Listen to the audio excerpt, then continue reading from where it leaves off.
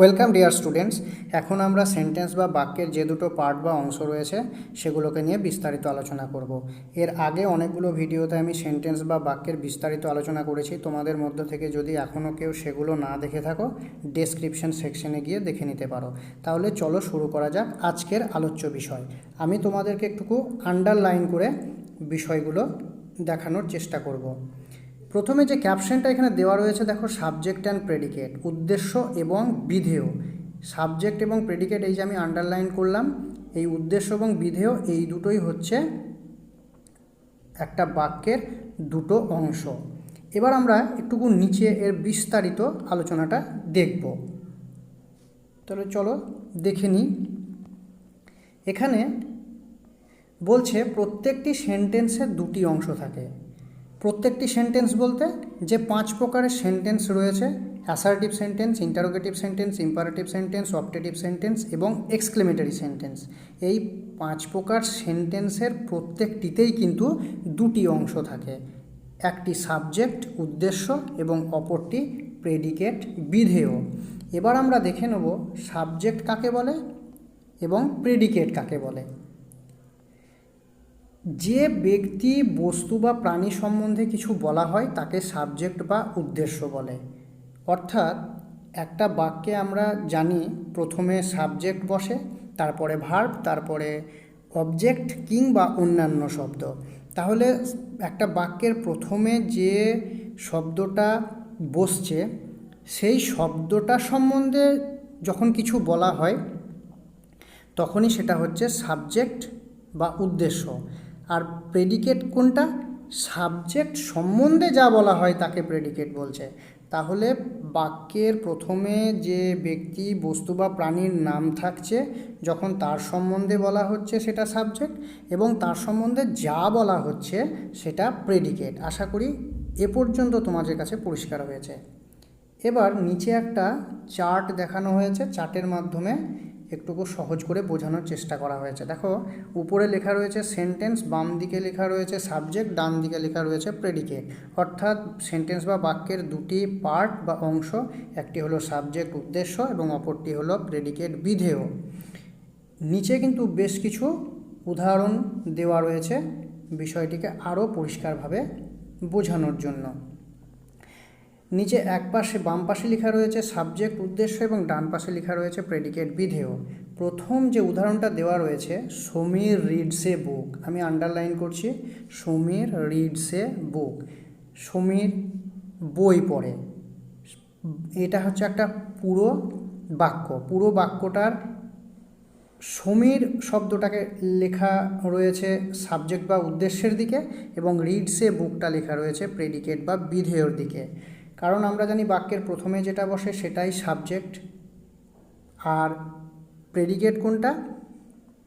Predicate হচ্ছে verb থেকে বা ক্রিয়া থেকে শুরু করে বাকি অংশটুকু হচ্ছে প্রেডিকেট বা বিধেয়।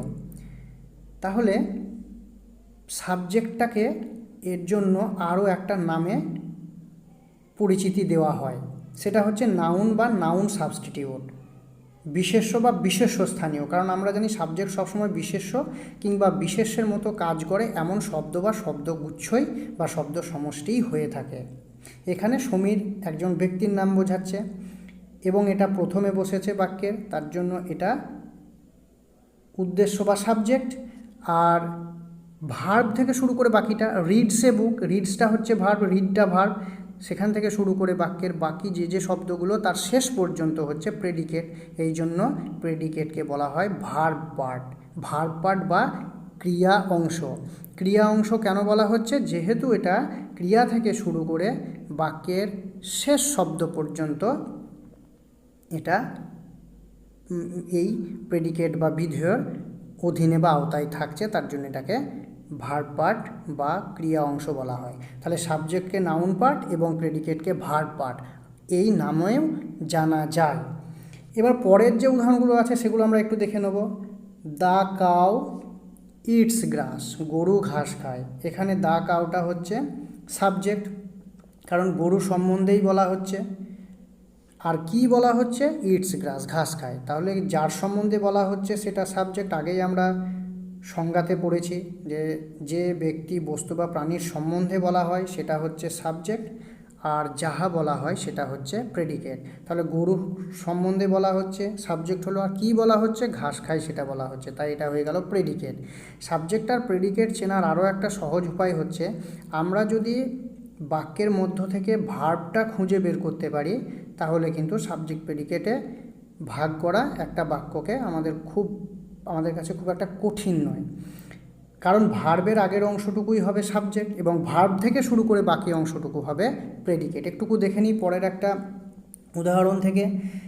দ্য মুন, আমি আন্ডারলাইন করছি, দ্য মুন ইজ ব্রাইট, এখানে ইজটা হচ্ছে ভার্ব। তাহলে এই ইজ ভার্বটাকে যদি আমরা চিনে নিতে পারি বা বাছাইকরণ করতে পারি তাহলে কিন্তু খুব সহজেই আমরা বলে দিতে পারবো দ্য মুন ইজ ব্রাইট, এই সেন্টেন্সটা বা এই বাক্যটার দ্য মুনটা হচ্ছে সাবজেক্ট আর ইজ ব্রাইটটা হচ্ছে প্রেডিকেট। ইজ ব্রাইটটা প্রেডিকেট কেন? কারণ ভার্ব থেকে শুরু করে বাক্যের বাকি শব্দ শেষ শব্দ পর্যন্ত প্রেডিকেটের আওতায় বা প্রেডিকেটের অধীনে পড়ে।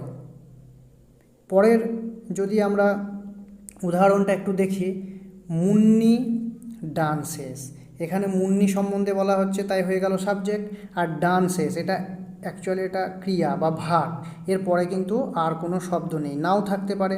আমার বাক্য বলতে গেলে কি বাক্যে যে সবসময় অবজেক্ট বা আদার ওয়ার্ডস থাকবে এরকম কোনো কথা নেই। যদি আমরা আমাদের মনের ভাবটা সাবজেক্ট এবং ভার্ব দিয়েও প্রকাশ করতে পারি সেক্ষেত্রে আমাদের অন্য কোনো শব্দের প্রয়োজন নেই। এখানে কিন্তু শুধুমাত্র সাবজেক্ট আর ভার্ব দিয়ে সম্পূর্ণ অর্থ প্রকাশ পাচ্ছে, তার জন্য এটাকে আমরা সাবজেক্ট বলবো।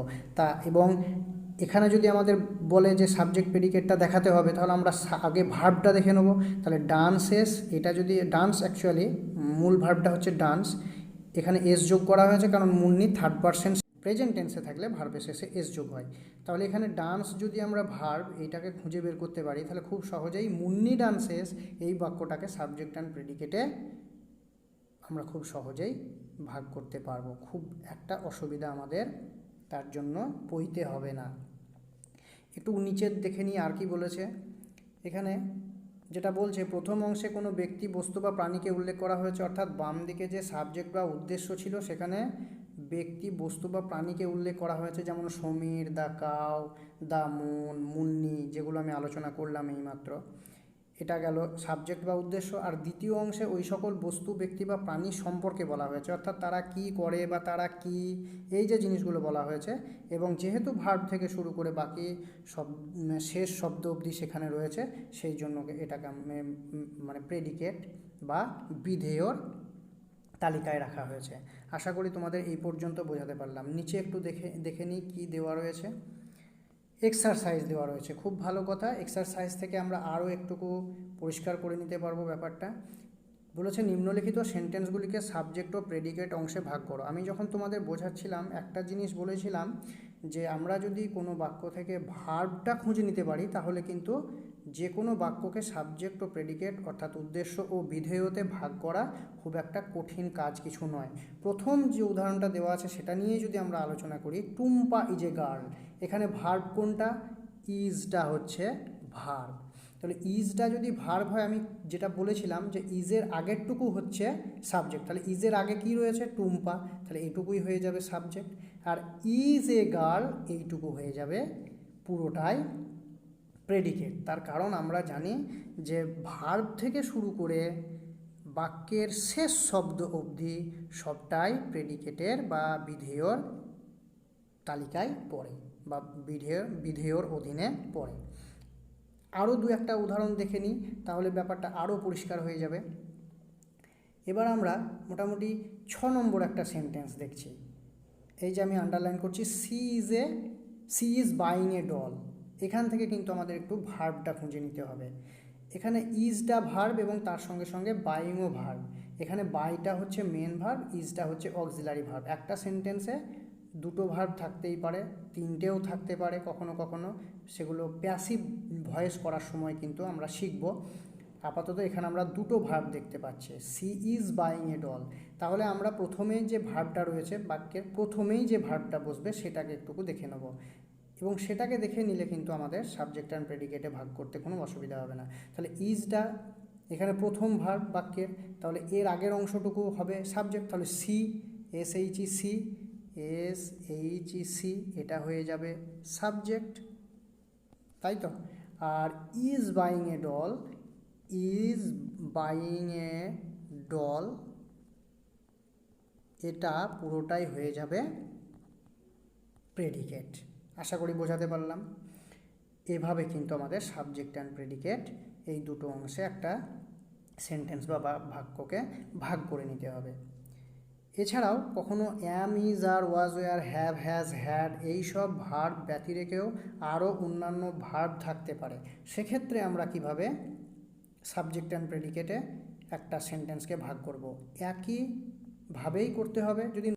এবার যদি আমরা একটুকু 9 নম্বর সেন্টেন্সটা দেখে নিই, তাহলে কি দেখতে পাবো, আমি আন্ডারলাইন করে একটু দেখানোর চেষ্টা করছি। বিজ মেক হানি, তাহলে এখানে কিন্তু অ্যাম, ইজ, আর, ওয়াজ, ওয়ার এই ভার্বগুলোর মধ্যে নেই, এখানে একটা এইসব ভার্ব ব্যতিরেকে অন্য ভার্ব রয়েছে।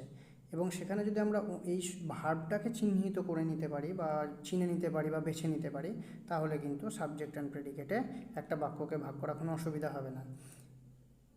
বাক্যটি রয়েছে বিজ মেক হানি, এখানে ভার্ব কোনটা, মেকটা হচ্ছে ভার্ব। তাহলে মেকটা যদি ভার্ব হয় তাহলে আমি কি বলেছি, ভার্বের আগের অংশটুকু হবে সাবজেক্ট, তাহলে বিজ এই অংশটুকুই ভার্বে আগে রয়েছে, তাই এটা হয়ে যাবে সাবজেক্ট। আর মেক হানি ভার্ব থেকে শুরু করে বাকি অংশটুকু হয়ে যাবে প্রেডিকেট। আমি আশা করি এ পর্যন্ত বোঝাতে পারলাম। এরপরে বি, অপশন বি না, মানে বিতে যে প্রশ্নগুলো দেওয়া আছে এর প্রশ্নগুলো আমরা দেখলাম। এবার বিতে যে প্রশ্নগুলো দেওয়া আছে বা যে প্রশ্ন সম্বন্ধে বলা আছে একটু দেখে নিই। সাবজেক্ট ও প্রেডিকেট অংশ এলোমেলোভাবে লেখা আছে, সাবজেক্ট অংশের সঙ্গে সঙ্গতি রেখে প্রেডিকেট অংশ সাজিয়ে বাক্যগুলি নূতন করে লেখো। অর্থাৎ সাবজেক্ট এবং প্রেডিকেট দুটো চার্ট এখানে দেওয়া রয়েছে, একটা চার্টের মধ্যে সাবজেক্ট এবং প্রেডিকেট এই দুটো ভাগ করা রয়েছে। এই ভাগটাকে আমাদের সঙ্গতি রেখে নূতন বাক্য তৈরি করতে হবে। তাহলে একটু শুরু করা যাক। প্রথমে যে উদাহরণটা দেওয়া রয়েছে, the tiger is a big city, বাঘ কখনো বড় শহর হতে পারে না, তাহলে এটা হবে না। The tiger is a big animal, এটা অবশ্যই এর অর্থ আছে এবং প্রপার অর্ডারে সমস্ত শব্দগুলো বসেছে, এবং সেক্ষেত্রে এটা কিন্তু একটা সাবজেক্ট, এটা একটা সেন্টেন্স বা বাক্য। The tiger cannot live without food, এটাও একটা বাক্য, কারণ বাঘ খাদ্য ছাড়া বাঁচতে পারে না, ঠিকঠাকই রয়েছে। কিন্তু the tiger is a big city এটা কখনোই একটা বাক্য নয়, এ কারণেই কারণ বাঘ কখনো শহর নয়। যদিও সমস্ত শব্দগুলো এখানে প্রপার ওয়েতেই বসেছে, কিন্তু যেহেতু কোনো সম্পূর্ণ অর্থ প্রকাশ করছে না বা একটা মিনিংলেস অর্থহীন অর্থ প্রকাশ করছে, সেক্ষেত্রে এটাকে আমরা সেন্টেন্স বা বাক্য বলতে পারবো না। পরের দেখে নিই, দ্য টাইগার রানস ফাস্ট, এটাও আমরা বলতে পারি একটা সেন্টেন্স, কারণ এখানে বাঘ দ্রুত দৌড়াতেও পারে। সুতরাং এইভাবে কিন্তু আমাদের প্রত্যেকটা সাবজেক্টের সঙ্গে প্রেডিকেটকে সামঞ্জস্য রেখে নতুন নতুন বাক্য তৈরি করতে হবে। পরেরটা আমরা একটু দেখে নিই। পরে যেটা রয়েছে, দ্য বয় যে বিগ সিটি, এটাও হবে না, বালকটি বড় শহর হয় না।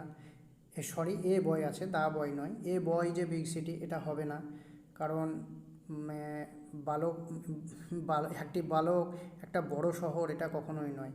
তারপরে যে প্রেডিকেট অংশটুকু আছে সেটা দেখে নিই সামঞ্জস্য করে কোনো বাক্য তৈরি হচ্ছে কিনা। এ বয় যে বিগ অ্যানিম্যাল হবে না, একটা বালক একটা বড় প্রাণী নয়। এ বয় ক্যানট লিভ উইদাউট ফুড, এটা কিন্তু হবে, কারণ একটা ছেলে বা বালক কখনোই খাবার ছাড়া বাঁচতে পারে না। অবশ্যই এটা একটা নতুন বাক্য হবে, এর অর্থ রয়েছে। এ বয় রানস ফাস্ট, একটা বালক দ্রুত দৌড়ায়, এটাও হবে। ঠিক এইভাবে কিন্তু আমাদের সাবজেক্টের সঙ্গে প্রেডিকেটের সঙ্গতি রেখে নতুন নতুন শব্দগুলো তৈরি করতে হবে। এই গেল মোটামুটি সাবজেক্ট এবং প্রেডিকেটের একটা বিস্তারিত ধারণা বা একটা বাক্যকে কিভাবে সাবজেক্ট এবং প্রেডিকেটে ভাগ করতে হয় বা সাবজেক্টের সঙ্গে প্রেডিকেটের সামঞ্জস্য রেখে কিভাবে নতুন নতুন বাক্য তৈরি করতে হয়। এবার কিছু এই যে এতক্ষণ আমরা যেসব উদাহরণগুলো দেখলাম এর বেশি সবটাই কিন্তু অ্যাসারেটিভ সেন্টেন্সের উপরে দেওয়া আছে। কখনো কখনো অ্যাসারেটিভ সেন্টেন্সের বাইরেও যদি কোনো সেন্টেন্সের সাবজেক্ট এবং প্রেডিকেট করতে দেয় সেক্ষেত্রে আমরা কিভাবে করব একটু দেখে নিই, কারণ অনেক সময় কনফিউশন তৈরি হয়, তালগোল পাকিয়ে যাওয়ার মতো অবস্থা হয় ঠিকঠাক না জানার জন্য, বা অনেক বইয়েতে লেখকরা এই বিষয়গুলো এড়িয়ে যাওয়ার জন্যও কিন্তু আমরা সঠিক উত্তরটা সবসময় পাই না। সেজন্য আমাদের মধ্য থেকে কিন্তু সাবজেক্ট এবং প্রেডিকেট, উদ্দেশ্য এবং বিধেয় সমস্ত প্রশ্নের উত্তর সম্পূর্ণভাবে পরিষ্কার হয় না। এটা গেল অ্যাসার্টিভ সেন্টেন্স, যতগুলো উদাহরণ আমরা দেখলাম। এবার যদি আমি ইন্টারোগেটিভ সেন্টেন্স দেখি, একটা যদি উদাহরণ আমরা নিই ইন্টারোগেটিভ সেন্টেন্সে, হয়তো আমি বললাম হোয়ার ডু ইউ লিভ, এই সেন্টেন্সটাতে যদি আমাদের সাবজেক্ট এবং প্রেডিকেট বের করতে দেয় তাহলে কিভাবে করব? কারণ এখানে আমরা জানি যে প্রশ্নবোধক বাক্য তৈরি করার ক্ষেত্রে কিন্তু সবসময় ভার্ব আগে বসে, তারপরে সাবজেক্ট বসে। তাহলে এখানে ডুটা হচ্ছে ভার্ব, ইউটা হচ্ছে সাবজেক্ট। তাহলে এখানে আমরা অটোমেটিক সাবজেক্ট এবং প্রেডিকেটের যে ভাগ সেটা খুব সহজেই করতে পারবো। আমরা যদি এটা জানি যে ইন্টারোগেটিভ সেন্টেন্সে আগে ভার্ব বসে তারপরে সাবজেক্ট বসে, এটাই হচ্ছে এর প্যাটার্ন। আমরা এতক্ষণ যে প্যাটার্নটা দেখছিলাম সেটা অ্যাসার্টিভ সেন্টেন্সের প্যাটার্ন। অ্যাসার্টিভ সেন্টেন্সের প্যাটার্ন হচ্ছে প্রথমে সাবজেক্ট, তারপরে ভার্ব, তারপরে অবজেক্ট বা অন্যান্য শব্দ। কিন্তু ইন্টারোগেটিভ সেন্টেন্সের ক্ষেত্রে যদি ডব্লিউএইচ ওয়ার্ড থাকে ডব্লিউএইচ ওয়ার্ড, তারপরে হচ্ছে ভার্ব। যদি ডব্লিউএইচ ওয়ার্ড না থাকে সেক্ষেত্রে একদম প্রথমেই ভার্ব। তাহলে ইন্টারোগেটিভ সেন্টেন্সে যদি আমরা ধরে নিই ডব্লিউএইচ শব্দ নেই, আমি পরে দেখাচ্ছি সেগুলো কেমন হতে পারে। ডু ইউ লিভ বা ডু ইউ ইট বা ডু ইউ গো, বা এটাকেই যদি আমরা এইভাবে লিখতাম ডু ইউ গো বা ডু ইউ লিভ, তুমি কি বাস করো, তাহলে এটা কিন্তু কনস্ট্রাকশনটা এরকম হয়ে যেত, প্রথমে ভার্ব তারপরে সাবজেক্ট, প্রথমে অক্সিলারি ভার্ব তারপরে সাবজেক্ট তারপরে মেন ভার্ব। এটা থাকতেই পারে। এইটাই হচ্ছে ইন্টারোগেটিভ সেন্টেন্সের কনস্ট্রাকশন বা প্যাটার্ন। সেক্ষেত্রে তাহলে আমাদের এটা মনে রাখতে হবে যে ইন্টারোগেটিভ সেন্টেন্স হলে প্রথমে ভার্ব বসবে তারপরে সাবজেক্ট বসবে। যেই আমরা সাবজেক্টটাকে বেছে নিতে পারবো সঙ্গে সঙ্গে আমাদের বাকি অংশটুকু আর বেছে নিতে অসুবিধা হবে না। তাহলে ইউটা যদি এখানে এই হোয়ার ডু ইউ লিভ, এই বাক্যটার ইউটা যদি সাবজেক্ট, এটা যদি আমরা বেছে নিতে পারি তাহলে বাকি যে শব্দগুলো পড়ে থাকবে বাক্যটাতে তার বাকিটা সবটাই পড়ে যাবে প্রেডিকেটের বা বিধেয়র অধীনে বা বিধেয়ের তালিকায়। তাহলে ইউটা হয়ে যাবে subject, where do you live, where do live এই অংশটুকু হয়ে যাবে প্রেডিকেট। আশা করি বোঝাতে পারলাম। আমি আর একটা উদাহরণ দিই এখানে। Do you run, do you run, তুমি কি দৌড়াও। আমি কি বলেছিলাম ইন্টারোগেটিভ সেন্টেন্সে যদি হোয়ার বা ডব্লিউএইচ শব্দ, হোয়ার না ডব্লিউএইচ শব্দ যদি না থাকে তাহলে কিন্তু সেটা ভার্ব দিয়েই শুরু হবে। তাহলে এক্ষেত্রে যদি আমরা ভার্বটা বেছে নিতে পারি তাহলে ভার্বের পরে পরেই কী হয় ইন্টারোগেটিভ সেন্টেন্সে সাবজেক্ট বসে, তাহলে আর আমাদের কোনো সাবজেক্ট অ্যান্ড প্রেডিকেটে ভাগ করতে অসুবিধা হবে না। তাহলে ইউটাকে আমরা সাবজেক্টের ঘরে রেখে দেবো, আর ডু রান এটাকে বা যে শব্দগুলো বাকি থাকবে সেটা সবটাই প্রেডিকেটের তালিকায় বা প্রেডিকেটের ঘরে রেখে দেবো। আশা করি বোঝাতে পারলাম। তাহলে অ্যাসার্টিভ ইন্টারোগেটিভ গেল। এবার আমরা দেখে নিই একবার ইম্পারেটিভ সেন্টেন্স।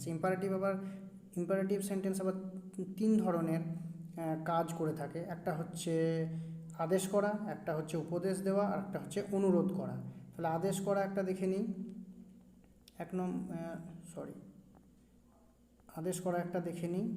আমি যদি বলি গো দেয়ার, গো দেয়ার, এখানে কিন্তু একটা জিনিস লক্ষণীয়, অ্যাসার্টিভ সেন্টেন্সে আমরা সাবজেক্ট পাচ্ছিলাম, তারপরে ভার্ব পাচ্ছিলাম, তারপর অন্যান্য শব্দ পাচ্ছিলাম, কিন্তু এখানে আমরা দেখছি প্রথমেই ভার্ব দিয়ে শুরু হয়েছে গো দেয়ার। তাহলে এক্ষেত্রে আমাদের সাবজেক্ট আমরা কোথায় পাবো? তাহলে এক্ষেত্রে যদি আমাদেরকে সাবজেক্ট এবং প্রেডিকেটে ভাঙতে দেয় বা ভাগ করতে দেয়, আমরা কিভাবে করব? অসুবিধা কিছু নেই, একটা জিনিসই মনে রাখতে হবে, ইম্পারেটিভ সেন্টেন্সের সাবজেক্ট সবসময় ইউ হয়, ওয়াই ও ইউ, যেটা উহ্য থাকে। এক্ষেত্রে আমরা কিভাবে করব? ইউটাকে ব্র্যাকেটে রাখবো, রেখে নিচে ব্র্যাকেটে রাখার পর নিচে লিখে দেবো সাবজেক্ট, আর বাকি যে অংশটুকু থাকলো অর্থাৎ গো দেয়ার, এইটুকুকে লিখে দেবো প্রেডিকেট। আমি সংক্ষিপ্ত পিআরই বলে এখানে লিখে দেখালাম। তাহলে বোঝা গেল এইভাবে করতে হবে। কিন্তু এটা তো গেল ইম্পারেটিভ সেন্টেন্সের আদেশের ক্ষেত্রে। এবার যদি উপদেশ হয়, উপদেশের ক্ষেত্রে কি হবে একটা দেখে নিই। ডু নট স্মোক, ধূমপান করো না। এখানেও তাই, এখানেও ডু ভার্ব দিয়ে শুরু হয়েছে, তারপরে বাকি শব্দগুলো আছে। ইম্পারেটিভ সেন্টেন্স, আমরা সব সময় জানি ইম্পারেটিভ সেন্টেন্সের সাবজেক্ট হচ্ছে ইউ। তাহলে এই ইউটা আমরা ব্র্যাকেটে, যেহেতু উহ্য থাকে, ব্র্যাকেটে রাখবো, রেখে নিচে লিখে দেবো সাবজেক্ট। আমি SUB লিখলাম শুধুমাত্র, সবটা না লিখে। আর ডু নট স্মোক এইটা পুরোটা লিখে দেবো প্রেডিকেটের ঘরে, PRE সংক্ষিপ্ত লিখে দেখাচ্ছি। এইভাবে কিন্তু আমাদের ইম্পারেটিভ সেন্টেন্সের সাবজেক্ট এবং প্রেডিকেট অংশকে ভাগ করতে হবে। আশা করি বোঝাতে পারলাম। অপটেটিভ সেন্টেন্সের একটা উদাহরণ আমরা দেখে নিই। May God bless you, may God bless you. এখানে ব্লেস করছেন কে? গড করছেন, তাহলে এই গডটাই হয়ে যাবে সাবজেক্ট, আর মে ব্লেস ইউ এইটা হয়ে যাবে প্রেডিকেট, কারণ এগুলো হচ্ছে বাকি শব্দ। সাবজেক্ট বের করতে পারলে তো বাকি শব্দগুলো প্রেডিকেটের তালিকাতেই থাকবে, আমি অনেকবার আলোচনা করেছি। এইভাবে কিন্তু অপটেটিভ সেন্টেন্সটা করতে হবে।